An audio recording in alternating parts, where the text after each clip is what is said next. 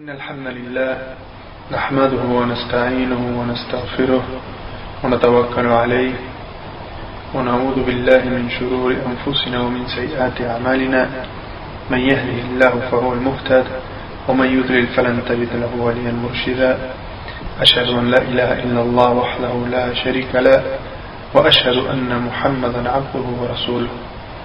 En el nombre de Allah, clemente, misericordioso, que la paz y las bendiciones sean con el profeta Muhammad sallallahu alayhi wa sallam.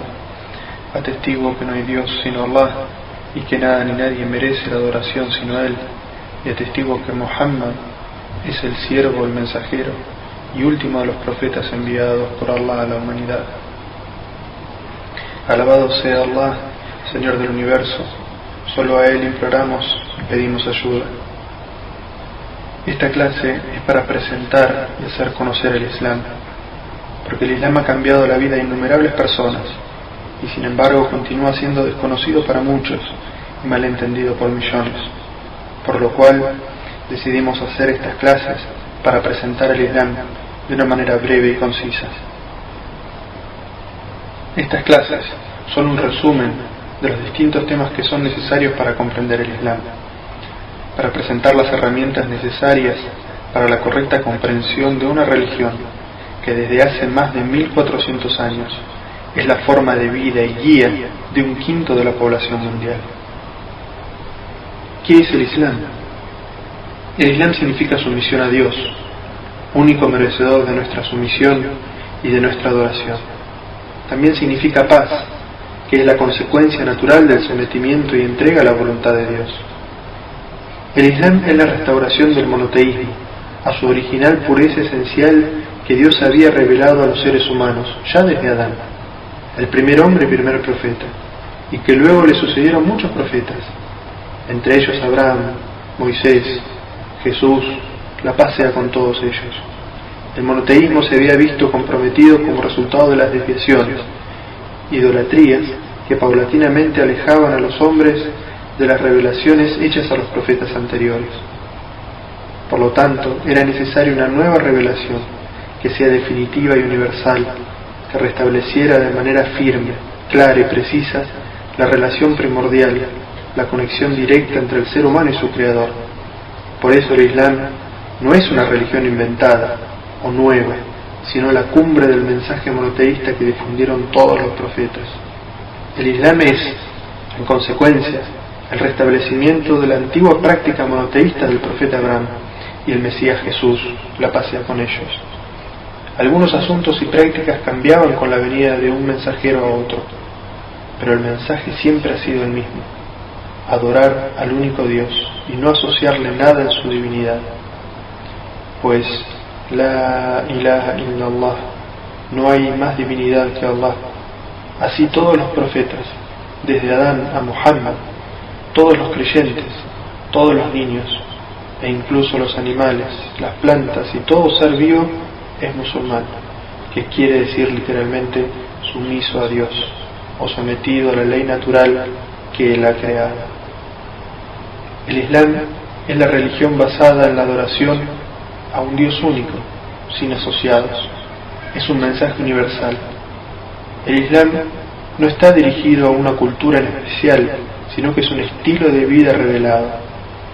No es una corriente de pensamiento, ni surge de la voluntad humana, sino que es la culminación de un ciclo de profetas que comenzó con Adán y culminó con Muhammad, la paz sea con todos ellos. El Islam es un sistema de vida integral, a través del cual Dios ha legislado acerca de todos los aspectos de la existencia humana, psicológicos, familiares, comunitarios, de gobierno, de relaciones entre los pueblos, con el objetivo de que la humanidad sea consciente de la existencia de un único creador y sustentador del universo, y así puedan los pueblos vivir en desarrollo y paz.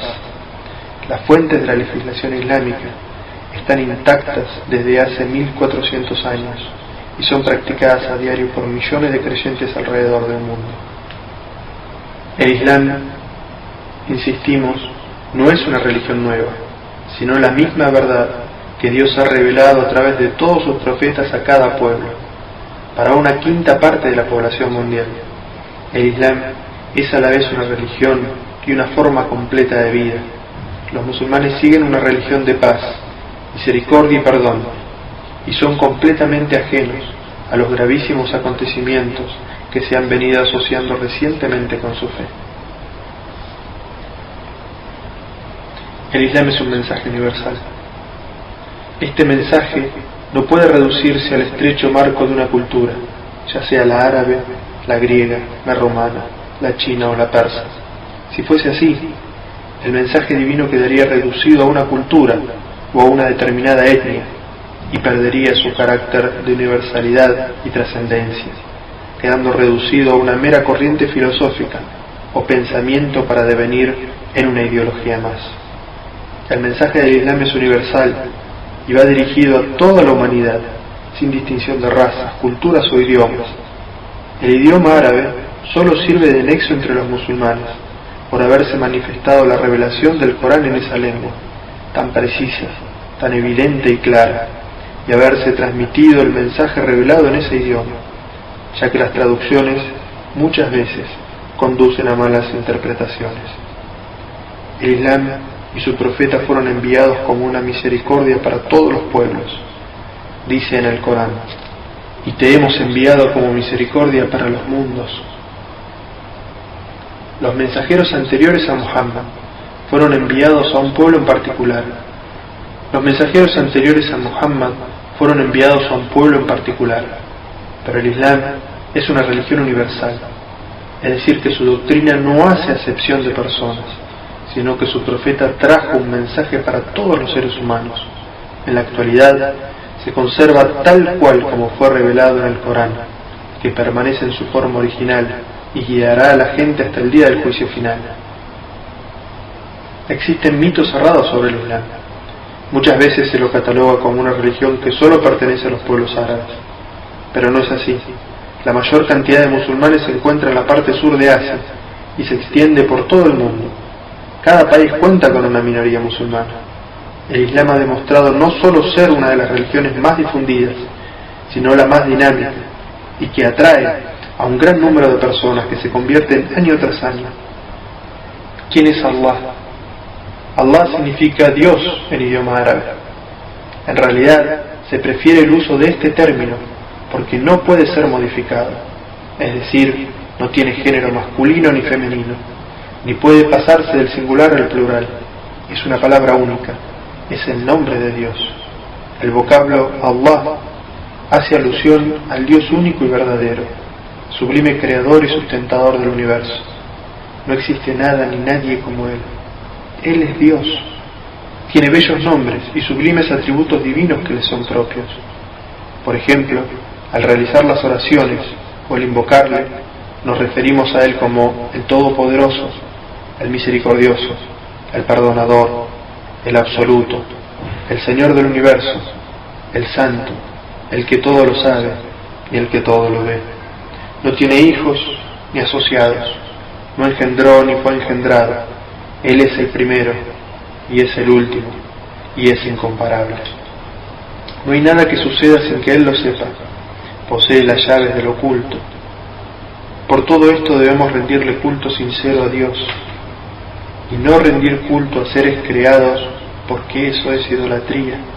Quien muere cometiendo idolatría ha sellado su destino final en la próxima vida. El Islam indica la fe en un solo Dios, lo cual hace que el hombre conozca el significado del universo y asimismo su propio lugar en él. Libera al hombre de todos los miedos y supersticiones, haciéndolo consciente de la omnipresencia del conocimiento de Dios, su Señor Todopoderoso, y de sus obligaciones para con Él. Esta fe debe reflejarse y transmitirse en acciones efectivas. La mera fe por sí misma no basta para el Islam. Para creer en un solo Dios, único, se necesita contemplar a toda la humanidad como una sola familia, que existe bajo la benevolencia universal de Dios, el Creador y sostén común de todo y de todos. El Islam rechaza la idea de una raza elegida, haciendo de la fe en el Dios único y en las buenas acciones la única llave para entrar al paraíso, estableciendo así una relación directa con Dios, que se ofrece a todo el mundo sin distinción alguna y sin necesidad de ningún intermediario. El concepto de divinidad en el Islam. Cada lengua posee uno o más términos que se usan con referencia a Dios y también a deidades menores. Este no es el caso de la palabra Allah. Allah es el nombre propio del único Dios. Nadie más puede ser llamado de esta forma. Este término no tiene género ni número y demuestra su singularidad cuando se lo compara con la palabra Dios, la cual puede ser plural al decir dioses o femenina al decir diosas. Es interesante que la palabra Allah sea el nombre propio de Dios en la lengua árabe y también lo sea en arameo, el idioma que hablaba Jesús. Para el musulmán, Dios es el Todopoderoso, creador y sustentador del universo. No tiene semejante y nada se compara con él. Los contemporáneos del profeta Muhammad sallallahu alayhi wa sallam le preguntaron acerca de Dios. La respuesta fue revelada por el mismo Dios en un breve capítulo del Corán, que es considerado como la esencia del monoteísmo. Di, Él es Allah, la única divinidad. Allah es el absoluto, de quien todos necesitan, y Él no necesita de nadie. No engendró ni fue engendrado. No hay nada ni nadie que se asemeje a Él. Algunas personas que no son musulmanas alegan que el Dios del Islam es rígido y cruel, que demanda ser obedecido, que no ama ni es benévolo. Nada más alejado de la realidad. Es suficiente saber que los 114 capítulos del Corán, excepto uno, comienzan con las palabras: en el nombre de Allah, el Clemente, el Misericordioso. El profeta Muhammad sallallahu alayhi wa sallam dijo: Dios es el más benévolo y ama a sus criaturas más que una madre a un hijo. Pero Dios también es justo. En efecto, el atributo de misericordia de Dios está relacionado completamente con su atributo de justicia. Los que sufren toda una vida perseguidos por su fe y los que oprimen y explotan a otros durante toda su vida no pueden recibir el mismo trato de su Señor.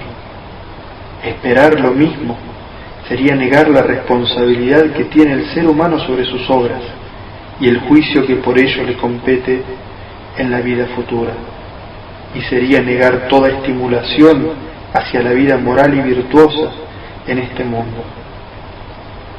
Los siguientes versículos coránicos son claros y precisos en este sentido. Dice en el Corán: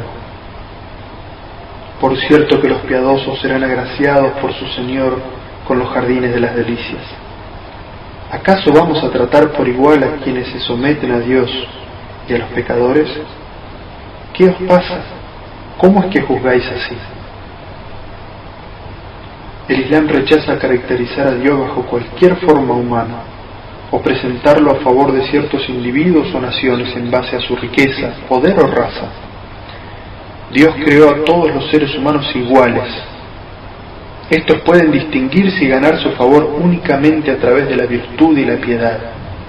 Las afirmaciones que sostienen que Dios descansó el séptimo día de la creación, o que luchó con uno de sus siervos, o que Dios es un conspirador envidioso en contra de la humanidad, o que Dios se ha encarnado en un cuerpo humano, todo esto es considerado erróneo desde la perspectiva islámica. El uso de la palabra Allah, el nombre propio de Dios, es un reflejo puro del énfasis islámico en la creencia de un solo Dios, que es la esencia de todos los mensajes transmitidos por los profetas. Es por eso que el Islam considera a la asociación de cualquier deidad o persona junto a Dios como un pecado grave que Allah no perdonará el día del juicio final, salvo que el individuo se haya arrepentido durante su vida terrena. El Creador es de una naturaleza diferente a lo creado, porque si fuese de la misma naturaleza sería transitorio, temporal y necesitaría de un Creador. Si el Creador no es transitorio, entonces debe ser eterno, y si es eterno su existencia no puede ser causada. Y si nada causa su existencia, nada fuera de él es causal de que siga existiendo. Y esto significa que es autosuficiente. Si él no depende de nada para continuar su existencia, entonces ésta no puede tener fin. Por esta razón es que el Creador es eterno, Él es el primero y es el último. Es autosuficiente. Él no solo crea todas las cosas, sino que las preserva, las sustenta y es el responsable de todo cuanto les suceda. Dice en el Sagrado Corán: Dios es el creador de todas las cosas y Él es su amparador. A Él pertenecen las llaves de los cielos y de la tierra y el poder total sobre ellos. Dice en otro versículo: no existe criatura en la tierra sin que sea Dios quien la sustenta. Él conoce su morada y por dónde transita. Todo está registrado en un libro evidente. Los atributos divinos. Si el Creador es eterno, sus atributos entonces también lo son. La lógica entonces indica que no puede perder ninguno de sus atributos ni adquirir nuevos. Si esto es así, entonces sus atributos son absolutos. ¿Puede haber más de un Creador con atributos absolutos? ¿Puede haber, por ejemplo, dos creadores absolutamente poderosos? Si pensamos esto por un momento, veremos que no es posible. El Corán resume este argumento en los siguientes versículos. Dios no ha tenido un hijo, ni existe otra divinidad salvo Él. Si así fuera, cada divinidad acapararía su propia creación, y entonces pretenderían predominar unas sobre otras. Dice en otro versículo: si hubiese habido en los cielos y en la tierra otras divinidades aparte de Dios, estos se habrían destruido. El Corán nos recuerda la falsedad de los alegatos de aquellos que afirman la existencia de distintos dioses. A los adoradores de objetos fabricados por la mano del hombre se les puede preguntar: ¿acaso adoráis lo que vosotros mismos habéis tallado? ¿Es que toman en lugar de Dios protectores que no pueden beneficiarse ni perjudicarse siquiera a sí mismos? A los que adoran cuerpos celestes se les puede citar la historia de Abraham. Dice este versículo del Sagrado Corán: y al llegar la noche vio una estrella, y con el fin de hacer que su pueblo reflexionase les dio ejemplos que ellos podrían entender, y les dijo: este es mi Señor. Pero cuando desapareció exclamó: no adoro a los que se ausentan. Luego, al ver la luna aparecer, dijo: este es mi Señor. Pero cuando desapareció exclamó: si no me guía mi Señor, me encontraré entre los extraviados. Y cuando vio salir el sol dijo: este es mi Señor, este es más grande aún. Pero cuando desapareció exclamó: oh pueblo mío, soy inocente de lo que le asociáis, me consagro a quien creó los cielos y la tierra, soy monoteísta y no de los que le asocian copartícipes. El concepto de monoteísmo en el Islam. Ser musulmán significa sumiso a Dios y creer en la unicidad de Dios, que Él es el único creador, preservador, sustentador. Esta creencia, llamada el monoteísmo en el señorío y dominio, de por sí no es suficiente para ser creyente. Los idólatras contemporáneos del profeta, sallallahu alaihi wasallam, sabían y creían que solo Dios podía hacer todo esto, y sin embargo, eso no los hacía musulmanes. El monoteísmo del señorío y el dominio se ve complementado por el monoteísmo en la adoración, es decir, que solo Dios tiene el derecho legítimo a ser adorado. Dice en el Sagrado Corán: oh gente del libro, no os extralimitéis en vuestra religión, no digáis acerca de Dios sino la verdad. Ciertamente el Mesías, Jesús, hijo de María, es el mensajero de Dios y su palabra, que depositó en María, y un espíritu que proviene de él. Creed pues en Dios y en sus mensajeros. No digáis que es una Trinidad. Desistid, pues es lo mejor para vosotros. Por cierto que Dios es la única divinidad, glorificado sea. Es inadmisible que tenga un hijo.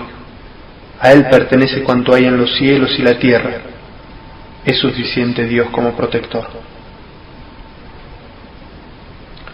Cuando la fe penetra en el corazón, la persona experimenta un sentimiento de agradecimiento a Dios, que es la esencia de la adoración.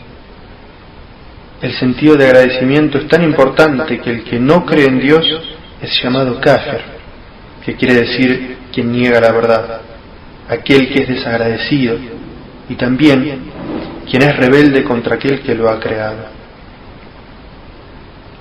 El creyente ama y agradece a Dios por la generosidad que Él le ha concedido, consciente que sus buenas obras, físicas o mentales, no pueden ser proporcionales a los favores divinos que ha recibido. El individuo está siempre atento y ansioso porque anhela complacer a su Señor. Este estado mental no puede ser adquirido sin estar consciente de Dios en todo momento. El recuerdo permanente de Dios es la fuerza vital de la fe. De lo contrario, la fe se marchita y desaparece. El Corán trata de desarrollar este sentido de agradecimiento en el corazón del ser humano repitiendo frecuentemente los atributos de Dios. Los musulmanes leen y aprenden su contenido para que la fe crezca en sus corazones. Encontramos algunos de los sublimes atributos de Dios mencionados en los siguientes versículos del Corán. Él es Dios, no hay otra divinidad salvo Él, conocedor de lo oculto y de lo manifiesto. Él es el clemente, el misericordioso. Él es Dios, no hay otra divinidad salvo Él, el soberano, el santísimo, el pacificador, el dispensador de seguridad, el celador, el poderoso. Glorificado sea Dios. Él está por encima de lo que le atribuyen. Él es Dios, el creador, el iniciador y el formador. Suyos son los nombres y atributos más sublimes. Todo cuanto existe en los cielos y en la tierra le glorifica. Él es el poderoso, el sabio. Y dice en otro versículo, Dios, no existe nada ni nadie con derecho a ser adorado excepto Él, el viviente. Se basta a sí mismo y se ocupa de toda la creación. No lo toma somnolencia ni sueño. Suyo es cuanto hay en los cielos y la tierra. ¿Quién podrá interceder ante Él sin su anuencia? Conoce el pasado y el futuro, y nadie abarca de su conocimiento salvo lo que Él quiere. Su trono se extiende en los cielos y en la tierra, y la custodia de ambos no le agobia, y Él es el sublime, el gran Dios. ¿Quién es Muhammad? Muhammad, sallallahu alayhi wa sallam, la paz sea con él, conocido en Occidente como Mahoma. Nació en la Meca en el año 571. Su padre murió poco antes que él naciera, y su madre Amina lo entregó al cuidado de una nodriza llamada Halima, para que lo amamantara y creciera con los aires puros del desierto. Después de la muerte de su madre, fue criado por su abuelo, y luego por su tío Abu Talib, de la respetada tribu de los Quraysh. Durante su juventud, el profeta, sallallahu alayhi wa sallam, fue protegido por Dios y alejado del mal comportamiento del paganismo de su pueblo. Cuando creció y fue un hombre maduro, la gente comenzó a admirarlo por sus buenos modales y excelente carácter. Era elocuente en sus palabras, veraz y sincero. Lo apodaban el confiable. A los 25 años se casó con Hadilla, una prestigiosa mujer que pertenecía a una familia de comerciantes y era 15 años mayor que él. Muhammad, sallallahu alayhi wa sallam, tenía una profunda naturaleza religiosa. Solía retirarse a meditar a una cueva en un monte llamado La Luz. A los 40 años de edad, mientras se encontraba en el monte, recibió por primera vez la revelación de Dios a través del ángel Gabriel, quien le transmitió los primeros versículos del Sagrado Corán. Estas revelaciones continuaron durante 23 años, hasta conformar lo que hoy conocemos como el Sagrado Corán. Tan pronto como comenzó a recitar lo escuchado del ángel Gabriel y a predicar esa verdad, el profeta y sus seguidores comenzaron a ser perseguidos. Esta situación llegó a ser tan despiadada que Dios le dio la orden de emigrar de la Meca, ciudad en ese entonces de idólatras y materialistas, a la ciudad de Medina, iniciándose en ese momento el comienzo del calendario musulmán, o más conocido como la Égira. En la ciudad de Medina se construyó la primera mezquita islámica. El profeta Muhammad sallallahu alaihi wasallam nunca aprendió a leer ni a escribir. Era iletrado aún después de recibir la revelación divina. Con el paso del tiempo, los musulmanes volvieron a la Meca, estableciendo allí el Islam definitivamente. Antes de su muerte, a los 63 años, el Islam se había difundido por toda Arabia y luego se extendió desde Oriente hasta Occidente. Estableció las bases sociales de una sociedad basada en la justicia y la verdad. ¿Qué es el Corán? El Corán es la palabra de Dios revelada a Muhammad por medio del ángel Gabriel. La revelación fue memorizada y posteriormente escrita. El Corán ha permanecido intacto de toda tergiversación por más de 14 siglos. El término Corán procede del árabe al-Qur'an, que significa la lectura o la recitación. Este libro recoge las diferentes revelaciones de Dios a Muhammad durante los casi 23 años de su vida profética. Está dividido en 114 suras o capítulos, unos más extensos que otros. El más breve contiene solo 3 versículos y el más amplio 286 extensos versículos. Algunos capítulos fueron revelados en la Meca y otros en Medina. Los capítulos y versículos de Meca se refieren a las bases de la doctrina, como el monoteísmo, la resurrección, el día del juicio. Y los que fueron revelados en Medina corresponden a la legislación, tanto de los actos de adoración como de las relaciones jurídicas y humanas. Investigadores tanto islámicos como no islámicos coinciden en la integridad que sustancialmente ha mantenido el texto del Corán a lo largo de la historia. A diferencia de las escrituras divinas anteriores, el Corán fue preservado en el corazón de los creyentes a través de su memorización. No se mantuvo en las manos de ningún clérigo ni grupo que pudiera tergiversar su contenido, sino que siempre estuvo al alcance de todos los musulmanes, ya que lo recitaban en sus oraciones diarias. Después de realizar un estudio sobre el Corán, Maurice Bucaille, un cirujano francés interesado en los aspectos científicos del Corán, dijo: gracias a su indiscutida autenticidad, el texto del Corán mantiene un lugar único entre los libros de la revelación. El concepto de adoración en el Islam. La adoración, según el Islam, se refiere a la purificación del ego y a la vez a la vida diaria del ser humano. La base de la adoración reside en el hecho de que los seres humanos son criaturas y siervos de Dios, su Creador y Señor, quien juzgará sus obras en el más allá. Así, el acercamiento del ser humano hacia Dios es en estrecho contacto, con reverencia, espíritu de devoción y humilde sumisión. En algunas religiones, la adoración es un modo de desarrollar una actitud de ascetismo y aislamiento de la vida natural. En estas religiones se trata de desarrollar una mentalidad que desprecia la alegría y el gozo de los placeres lícitos del mundo. Existen otras religiones que consagran ciertos lugares para la adoración, prohibiendo que se realice en cualquier otro lugar. Hay también religiones en las que la adoración solo puede ser realizada en presencia de un director, llamado sacerdote.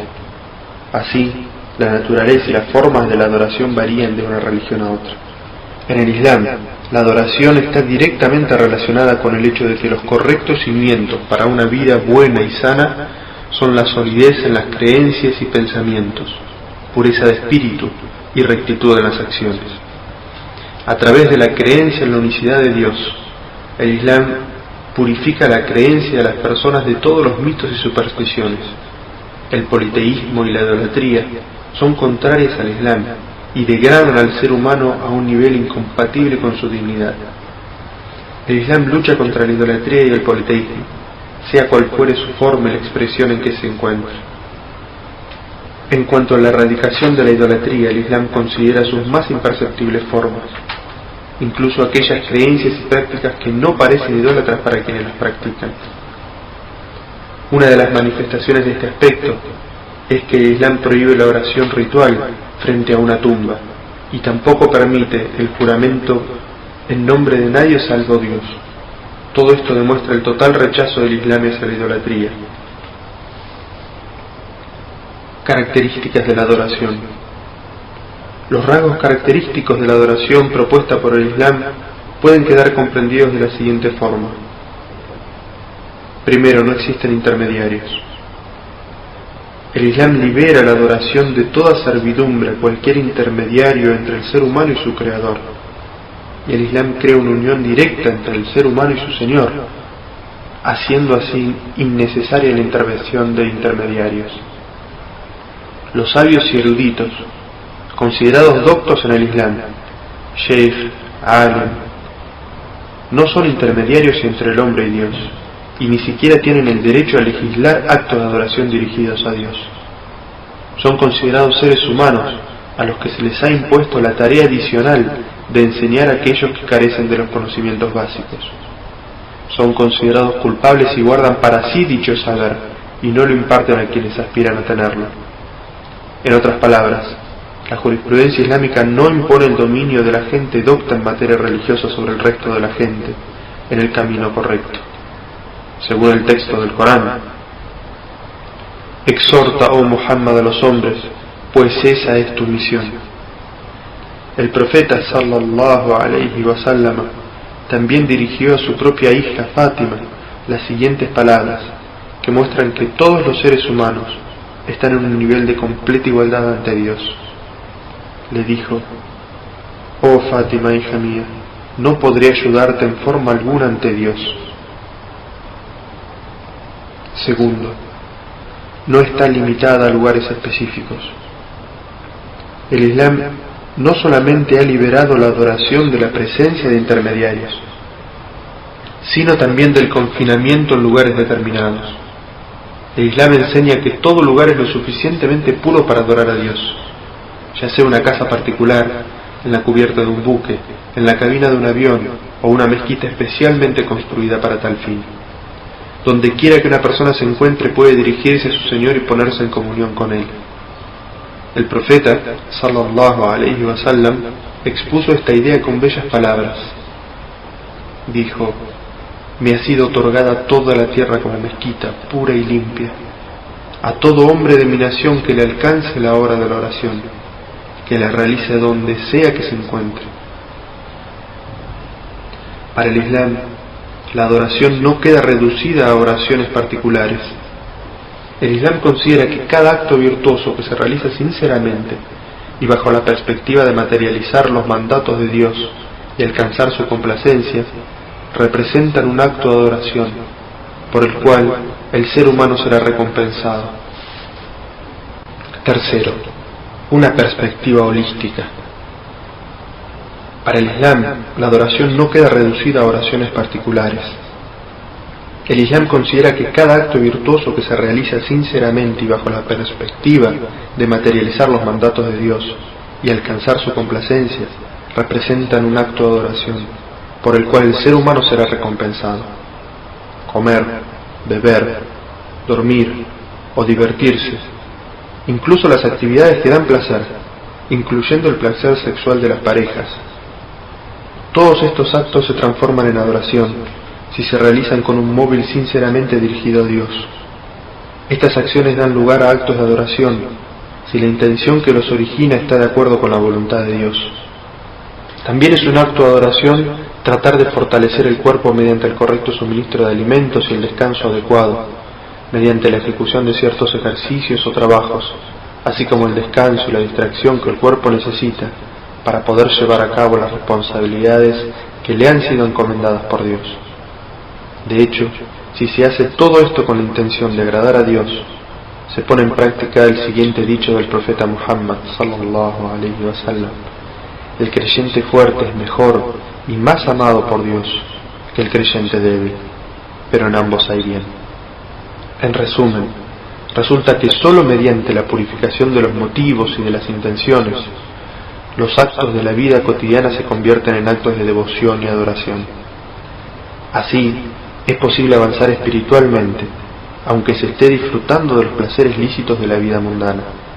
La razón es que durante estos actos el corazón permanece en comunión con Dios mediante la pureza de la intención.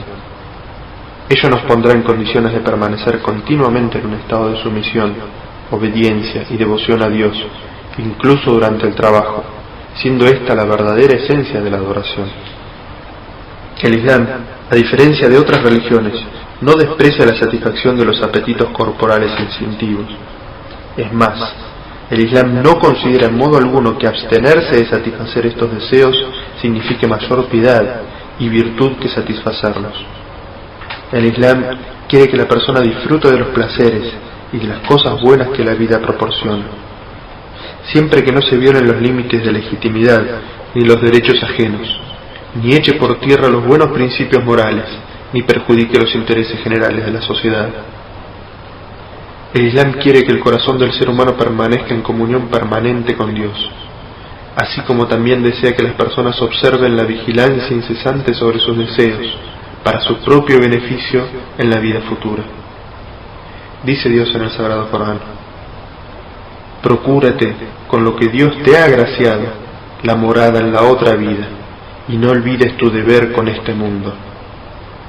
Las alegrías y los placeres pueden llegar a ser actos de adoración mediante la intención sincera. Se sabe perfectamente que la devoción a Dios no significa necesariamente el abandono de la vida mundana, buscando miseria y pobreza. ¿A qué conduce la buena intención? ¿Le sobreviene al hombre el olvido de Dios a causa del excesivo abandono de sí mismo? El profeta Muhammad sallallahu alaihi wasallam dijo que cuando alguien coloca afectuosamente un bocado de comida en la boca de su esposa para estrechar los vínculos de amor conyugal, es también recompensado por ello, porque se está tratando de alcanzar una vida en común, con amor y afecto, que, como dice el Sagrado Corán, es el propósito de la vida familiar. Dice en el Corán: y entre los signos de Dios está haberos creado cónyuges entre vosotros mismos, para que encontréis sosiego y os relacionéis con amor y misericordia. Por cierto que en esto hay signos para quienes reflexionan. La finalidad de los ritos de adoración.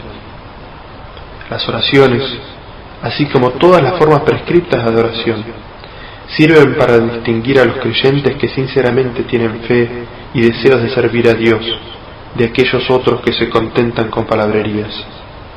La oración es tan importante que el profeta Muhammad sallallahu alaihi wasallam dijo: la oración es el pilar de la religión islámica, y quien quiera que la abandona destruye su religión. La finalidad del Islam, al declarar que la adoración abarca la totalidad de los aspectos de la vida humana, es hacer que la fe religiosa desempeñe un papel efectivo y práctico, desarrollando en el ser humano una actitud paciente y fuerte ante las dificultades y obstáculos, creando en él un impulso para lograr superarse espiritual y materialmente. Todo esto deja ver ampliamente que el Islam, abanderado de los conceptos e ideas antes citados, se opone a filosofías que incitan a la persona a convertirse en un ermitaño, es decir, a una errónea clase de ascetismo que se fundamenta en la renuncia al mundo y la abstención de la búsqueda del sustento, en el abandono de la vida de acción y desarrollo, en el completo estancamiento y decadencia. Estas actitudes no tienen lugar dentro del Islam, más bien son símbolos de derrota y evasión de la lucha por la vida. Para vivir se requiere fuerza, recursos y actividad. El papel que desempeña el Islam en el desarrollo de la vida es totalmente positivo. Así pues, dedicarnos a cultivar la vida espiritual debería hacernos más fuertes y decididos en el desarrollo y progreso de una vida mejor en este mundo. Las creencias del Islam son claras y simples. El Islam tiene en cuenta todas las circunstancias de la vida, y es por ello que brinda soluciones que facilitan el modo de vida de los seres humanos. El Islam se plantea como una forma de vida que da protección y guía a quien lo desee. El profeta sallallahu alaihi wasallam dijo: el Islam es sencillo, y quien se sobrecargue en su religión no podrá cumplir con lo que se proponga. no se fanaticen, pero traten de acercarse a la perfección tanto como puedan. Dice en el Sagrado Corán: Dios os eligió para que sigáis su religión, y no os prescribió nada que no pudierais cumplir. Esta es la religión monoteísta de vuestro padre Abraham. Dios os llamó musulmanes anteriormente, y también fueron llamados así en esta revelación. Y dice en otro versículo del Sagrado Corán: Dios no exige a nadie por encima de sus posibilidades. La consigna del Islam: moderación en todos los asuntos. El ser humano necesita constantemente del equilibrio para vivir en armonía y paz. El Islam busca este equilibrio en todos los aspectos de la vida y aleja a la gente de toda clase de extravagancias y fanatismos. Tiene un profundo interés por lo espiritual, al igual que se preocupa del bienestar material de las personas. Les enseña a sus seguidores a prepararse para la vida eterna y disfrutar de la vida terrenal siempre que no se excedan los límites establecidos por Dios. El camino del Islam es un sendero de igualdad, moderación, paz y justicia. El Islam se diferencia de otras religiones, pues no enfatiza lo material en desmedro de lo espiritual, sino que armoniza ambos. Los excesos y el desenfreno están estrictamente prohibidos, porque perjudican la salud física y emocional de las personas. Los derechos humanos en el Islam. Para comentar este importante tema, el Islam parte de un concepto especial. Dios es el único y absoluto dueño del universo, el soberano que da fortaleza y el que alimenta, el misericordioso cuya clemencia alcanza a todos los seres humanos, otorgándoles dignidad y honor. Todas las personas son iguales en el Islam, y no se debe discriminar a causa de nacionalidad, color o raza. Cada ser humano es igual a sus semejantes, y la humanidad forma una comunidad fraternal al servicio del Creador del universo. En este concepto espiritual, el concepto islámico de la unicidad divina es dominante y central, y comprende necesariamente el concepto de la unidad humana y la fraternidad entre todos los seres humanos. Un Estado islámico puede ubicarse en cualquier lugar de la tierra, pero el Islam no limita los privilegios y los derechos del hombre a las fronteras de su propio Estado. El Islam estableció el marco de los derechos humanos, fundamentales y universales para toda la humanidad, derechos que deben ser observados y respetados en todas las circunstancias. El Sagrado Corán afirma claramente: Oh creyentes, sed firmes con los preceptos de Dios, dad testimonio con equidad, y que el rencor no os conduzca a obrar injustamente. Sed justos, porque de esta forma estaréis más cerca de ser piadosos. Cuando hablamos de los derechos humanos en el Islam, debemos considerar que estos derechos fueron otorgados por Dios, y no por un gobernante o una asamblea legislativa. Los derechos otorgados por gobernantes o asambleas pueden suspenderse de la misma manera que han sido concedidos. En el Islam, los derechos humanos son conferidos por Dios, y en consecuencia, ninguna asamblea legislativa del mundo, ningún gobierno de la tierra, tiene el derecho de abrogarlos. Tampoco se trata de los derechos humanos fundamentales conferidos sobre un papel para ser exhibidos y luego denegados en la realidad. Las proclamaciones y resoluciones no pueden ser comparados a los derechos que Dios sanciona, ya que los primeros no se aplican a todas las personas. En cambio, los segundos constituyen un compromiso permanente para todo creyente. Citaremos algunos textos del Corán y la tradición profética que hace 1400 años mencionaron los derechos humanos garantizados por el Islam. Primero, el derecho a la vida y el respeto a la propiedad. El profeta Muhammad sallallahu alaihi wasallam declaró en el sermón que pronunció durante la peregrinación: vuestras vidas y vuestros bienes son sagrados.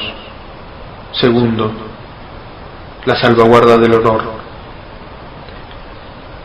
Dice en el Sagrado Corán: creyentes, no os burléis unos de otros. Dice también: no os difaméis. Dice también: no os pongáis apodos ofensivos. Y dice también: no habléis mal del ausente. Tercero, la inviolabilidad de la privacidad. Dice el Sagrado Corán: no os espiéis. Y dice en otro versículo, no entréis en una casa sin tener el consentimiento de sus habitantes. Cuarto, las libertades individuales. El Islam estipula que ningún ciudadano puede ser encarcelado hasta que su culpabilidad se pruebe ante un tribunal de justicia. Proceder al arresto de un hombre por una simple suposición y encarcelarlo sin haberle dado la posibilidad de defenderse no está admitido en el Islam. Quinto, el derecho de mostrar disconformidad ante la injusticia. Dice el Sagrado Corán, a Dios no le place que habléis con términos impropios en público, pero no seréis reprochados si lo hacéis en respuesta a una opresión. En el Islam, todo poder y toda autoridad pertenecen a Dios, que delega parte de su administración en los seres humanos. El gobernante debe ser extremadamente respetuoso hacia su pueblo.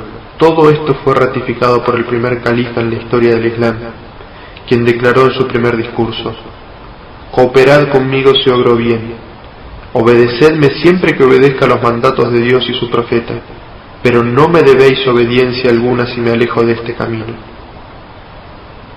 Sexto, la libertad de expresión. El Islam reconoce el derecho a la libertad de pensamiento y expresión de todos sus ciudadanos, y que ésta sea utilizada al servicio de la verdad y la virtud, y no para la difusión de la malicia y la corrupción. El concepto islámico de la libertad de expresión no consiente en ningún momento utilizar un lenguaje ofensivo o injurioso con el pretexto de la libertad de crítica. Séptimo, la libertad de asociación. El Islam reconoce también el derecho a asociarse y formar organizaciones. Este derecho está contemplado dentro de las reglas de la jurisprudencia islámica. Octavo, la libertad de conciencia y convicción. El Corán proclama, no está permitido forzar a nadie a creer. Noveno, la protección de las libertades religiosas. Paralelamente a la libertad de conciencia, el Islam reconoce al individuo su derecho a ser respetado por sus convicciones religiosas y le garantiza que nada atentará contra este derecho. El Corán dice, no está permitido forzar a nadie a creer. Décimo, el derecho de asistencia a las necesidades básicas. El Islam reconoce a los necesitados el derecho a ser ayudados y asistidos.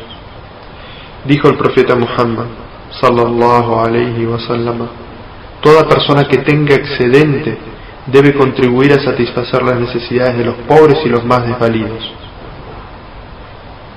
Décimo primero, la igualdad ante la ley. El Islam afirma que los ciudadanos deben disfrutar de una igualdad completa y absoluta ante la ley. Décimo segundo, los gobernantes y ricos no están por encima de la ley. Una mujer perteneciente a una familia noble e influyente fue arrestada por un robo. El caso fue llevado ante el profeta sallallahu alayhi wa sallam y algunas personas pidieron la conmutación de la pena. Pero el profeta respondió, las naciones que os precedieron fueron destruidas por Dios, porque solían castigar al débil por un delito y dejaban libre a los nobles a pesar de sus crímenes. Por Dios, quien posee mi vida en sus manos, juro que si Fátima, mi hija, cometiese ese crimen, le habría aplicado la pena correspondiente. Décimo tercero, el derecho a participar en los asuntos del Estado. El Sagrado Corán describe el marco correcto para esta participación. Dice en el Sagrado Corán, no tomarás ninguna decisión sin antes consultarlos. Y dice en otro versículo, bienaventurados aquellos que consultan para resolver sus asuntos.